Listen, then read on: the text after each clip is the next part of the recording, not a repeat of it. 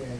So, you know us millennials are always getting into a whole lot of trouble, And I wanted to talk about lectures in the time amongst millennials.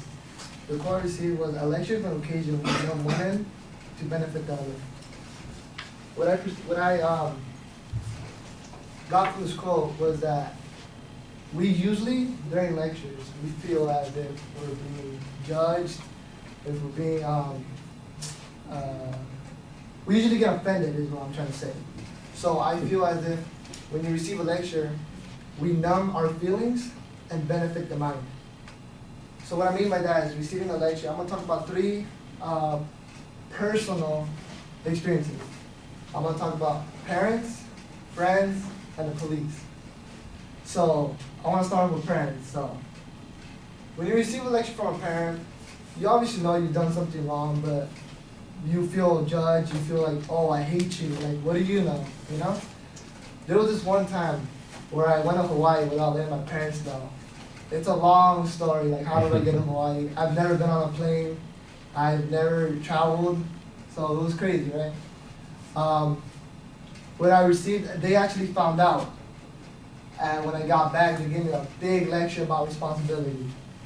During that lecture, I had to numb my feelings of saying, oh, I hate you, and anger, to benefit the mind, because responsibility is a huge aspect of life. So, what they said was, what if something happened to me on the trip? What if I got injured? What if I died? They wouldn't know where I was at. So that's why I received that lecture on responsibility. Another lecture I received was from a friend about being a gentleman.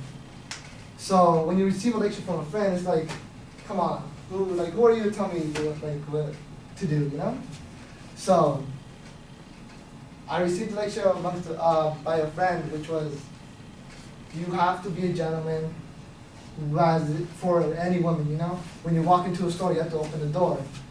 Anywhere, a restaurant, open the door, compliment it, just be a gentleman. While he was giving this lecture, I'm like, who are you to tell me what to do? So I had to numb the feelings and benefit the mind. Because I feel as if I learned this right now, it's going to be put into my life later on. So being a gentleman, obviously everyone needs to be a gentleman to their lady, to their mom, every part of it. I want to talk about my third point, which is the police. So, when I was a sophomore in high school, I actually got a $300 ticket for jaywalking the street. What the cop told me was, that was, once again, irresponsible, that was wrong of you, and there's lots of signs saying you cannot jaywalk, right? During this lecture, I was offended. Were you calling me stupid? Like, I know, I just didn't see you, right? So, I got a $300 ticket. My parents did get angry about that, and I received another lecture by them. But I feel as if every lecture benefits the mind, and we just need to numb our feelings, because if you feel offended, that means you need to work on yourself first. Because every lecture, even the most foolish person give you the wisest lecture. And I read that from a quote as well. And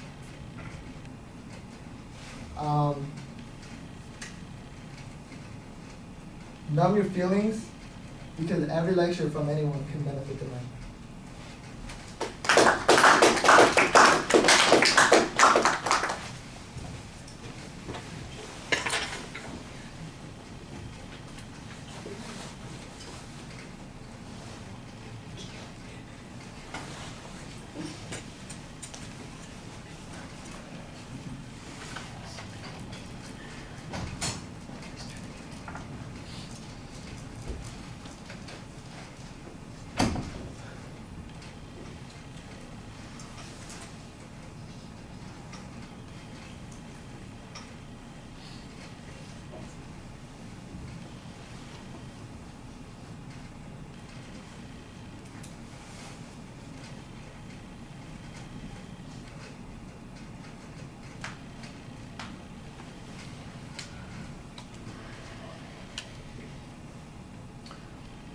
Alex, I like the kind of criticism that you took about millennials at the beginning feeling like they're being lectured. And since your audience is composed primarily of folks that fit in that category, I think that they could probably empathize with you. If you had a more specific example, it would be helpful. But the tie into the topic was an interesting one, and I thought that you did a good job coming up with a purpose statement given the topic that you had. I appreciated that, and there's a good preview of what the supporting structure is going to be. It's obvious that you've got a plan at the beginning of the speech, as we're going to listen to these particular examples to illustrate your point. It is a little dependent on the examples, and so sometimes there's just redundancy in the argument. It's not so much that each of those is a vastly different point as it is a different way of illustrating the same point repeatedly. I thought you had some nice details on each of the stories also, which makes it more interesting to listen to. The experience that you had with your parents, for instance, or I thought it was a little bit vague about what your friend was talking to you about and why you felt like you were insulted. That who are you to be talking to me? If you could be more specific, that would help. The idea that your friend is teaching you to hold the door open for somebody when you're going into the store, for instance, that seems a little strange unless you were 5 at the time when that experience happened. Then maybe I could see why you would feel that way. If it was a more recent example, then it feels really out of place. But like I said, for the most part, there are nice details. It gives you a lot more opportunity to speak, which is always appreciated.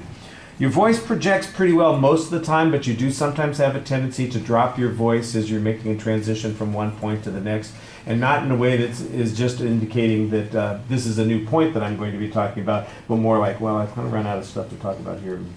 And another thing, in other words, it could be an indicator that there's a change in topic, but it sounds like it's an indicator that I've just run out of something to say. So you want to be careful about that. I thought it was pretty fluent for the most part. You did get stuck a little bit at the end trying to make your exit, and that, not a big deal. I think for the most part things went pretty well. Your eye contact was very good. You look at the audience for the most part. Your facial expressions, generally you look animated for the most part. I think I mentioned to our earlier speaker that everybody is going to be able to pick out the one thing that is problematic in your speech. Do you know what it is? You've got nervous feet. You've got the dancing feet. You've got rhythm, you've got music, and it's all coming out in your feet.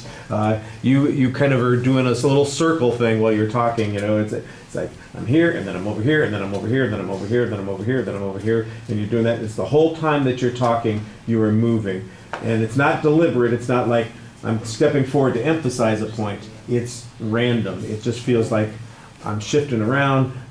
All the nervous energy is coming out in your feet, and that looks awkward. You'll notice it when you watch the video. Okay, thank you.